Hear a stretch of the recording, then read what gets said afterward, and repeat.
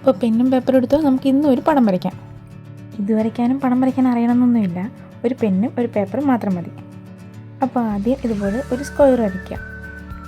ഇതുപോലത്തെ പാറ്റേൺസ് വരച്ച് പഠിച്ചു കഴിഞ്ഞാൽ നമുക്ക് ഡ്രോയിങ് ചെയ്യാനുള്ള നമ്മുടെ സ്കിൽസ് ഇമ്പ്രൂവ് ചെയ്യാൻ പറ്റും കേട്ടോ. മാത്രമല്ല ഇതുപോലുള്ള ഡ്രോയിങ്സ് നമ്മുടെ സ്ട്രെസ്സും ആൻസൈറ്റിയൊക്കെ കുറയ്ക്കും.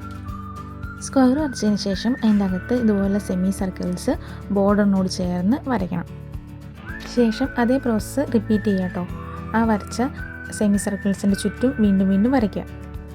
ഇനി പിക്ചർ തീരുന്നവരെ നമ്മൾ ഇത് തന്നെ കേട്ടോ ചെയ്യുന്നത്. കുറച്ച് ക്ഷമയുണ്ടെങ്കിൽ നമുക്കത് ഭംഗിയായിട്ട് വരച്ച് തീർക്കാൻ പറ്റും കേട്ടോ. ഇതുപോലുള്ള ആർട്ട് ചെയ്യുമ്പോൾ അത് നമ്മുടെ ഓവർ തിങ്കിങ്, സ്ട്രെസ്സ്, ആൻസൈറ്റി എല്ലാം കുറയ്ക്കാൻ വളരെ ഹെൽപ്ഫുള്ളാണ് കേട്ടോ. അപ്പോൾ നമ്മൾ അവസാനത്തോടെ എത്തുമ്പോൾ ഇങ്ങനെയായിരിക്കും ഇതുണ്ടാവുക. ഇനി ആ റൗണ്ട് പോലുള്ള പോർഷന് ഒരു ബ്ലാക്ക് മാർക്കർ വെച്ച് ഫില്ല് ചെയ്ത് കൊടുക്കുക. അപ്പോൾ നമ്മുടെ ആർട്ട് ഏകദേശം ഫിനിഷ് ആയിട്ടോ. ഇനി കുറച്ച് ഡീറ്റെയിലിംഗ് കൂടി ചെയ്ത് കഴിഞ്ഞാൽ നമ്മുടെ ആർട്ട് ഇവിടെ കംപ്ലീറ്റ് ആവും കേട്ടോ. ഫില്ലില്ലാത്ത ഭാഗത്തൊക്കെ ബ്ലാക്ക് മാർക്കർ വെച്ചൊന്ന് ഫില്ല് ചെയ്ത് കൊടുക്കുക. എഡ്ജസൊക്കെ ഒന്ന് ഡിഫൈൻ ചെയ്യുക. പിന്നെ ഒരു പെൻസിൽ വെച്ച് ഇതിൻ്റെ എഡ്ജസ് ഒന്ന് ഷെയ്ഡ് ചെയ്ത് ഒരു ബഡ്സ് വെച്ച് അതൊന്ന് സ്മഡ്ജ് ചെയ്തുകൊണ്ട് ചെയ്ത് കഴിഞ്ഞാൽ നമ്മുടെ ആർട്ട് ഇവിടെ കംപ്ലീറ്റ് ആയിട്ടോ. വളരെ എളുപ്പമാണ് ഇത് ചെയ്യാൻ. കുറച്ച് ക്ഷമയുണ്ടെങ്കിൽ നമുക്കിതിലും ഭംഗിയായിട്ട് ഇത് ചെയ്തെടുക്കാം.